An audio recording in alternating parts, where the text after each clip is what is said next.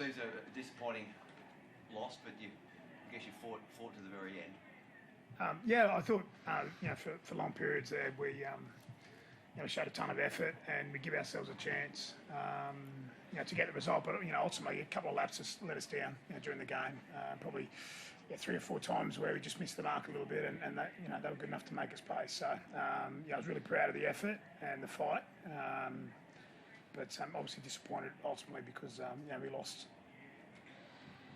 Daly, you seemed like you had the momentum in the first half. You looked the more expansive of the two sides, but then they went bang bang and suddenly they're up 8-0 at half time. Yeah, exactly. So, as Siebes mentioned, there are periods where there's a lot to like about the footy we're playing and the resilience we're showing, and to be 0-0 after 30 minutes against a great side is a really, really great achievement, and that's the foundation that we set, and we just didn't capitalise. And as Siebes mentioned, there's just small periods in the game where we're just not getting it right, and ultimately it's leading to tries being conceded. So there's a lot to like, and we really weren't far off today, but it just wasn't enough.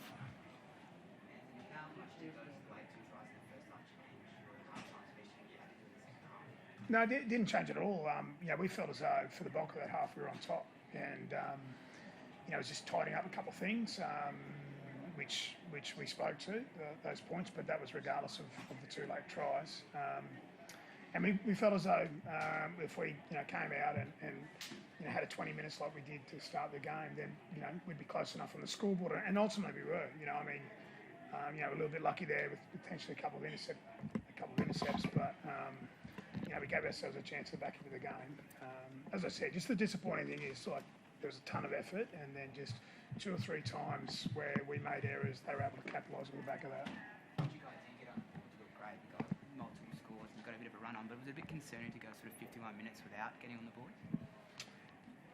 Not really, because I think if you look at the bulk of our season, we've played 6 games now. I think our attack's been, of a really high standard, and benchmarks really well across the competition. So it wasn't too concerned because we knew we could score points quickly, and we had a try disallowed there, early in the second half as well. So we gave ourselves enough opportunities again, but it's just disappointing that some errors or fundamental errors in defence sort of gave them some field position, and they were good enough to capitalise.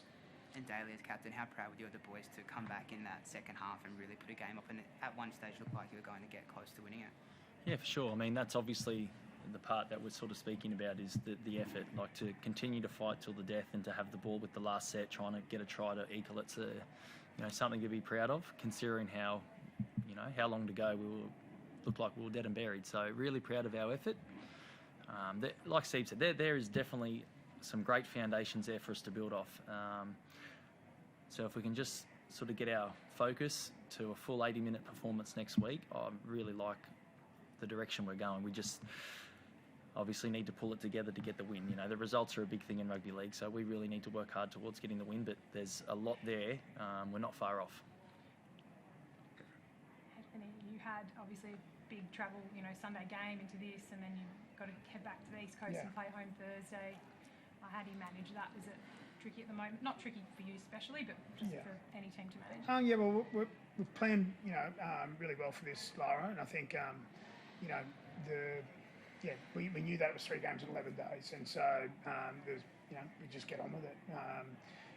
We'll recover well tonight. We're on the plane tomorrow, and we'll turn up next Thursday night and be ready to play against the Dragons at Brookie. So, it's disappointing the last couple of weeks have been. I thought there was a ton more effort tonight.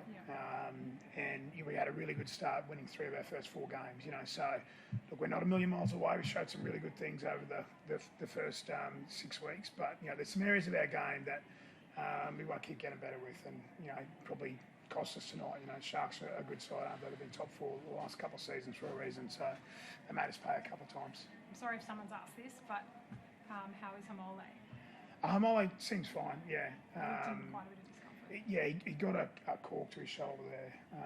So, look, he was able to stay out there. Just talking to him then, he's sore, of course he is. But I thought, he showed a ton of courage and effort to keep going. It was his 100th game, so he wanted to stay on. So he appears to be okay, but I'll get back and check. But just talking enough for the game, Will he you was have to okay. scan it? Not sure. Yeah, I don't know. Yeah, I don't know yet. But I'll obviously do the medical when we get back. Other players, anyone Lockie Croker closer next week, or Jason Saab, is that a longer term? Yeah, no, I think Sabi will play. All going well, and hopefully, Croaks is available. If not, round 7, definitely round 8. So, and Turbo obviously will be back for round 8 as well. So there's a couple of really big ins there. Our starting 9 and starting fullback. And Sabi as well. So, Can I ask one last question? Obviously, Daly, respectfully, but Jamal Fogarty has been connected to the club going forward. Have you got any update on that, Steve? No, I haven't got any updates on that. No, I haven't spoken to Jamal.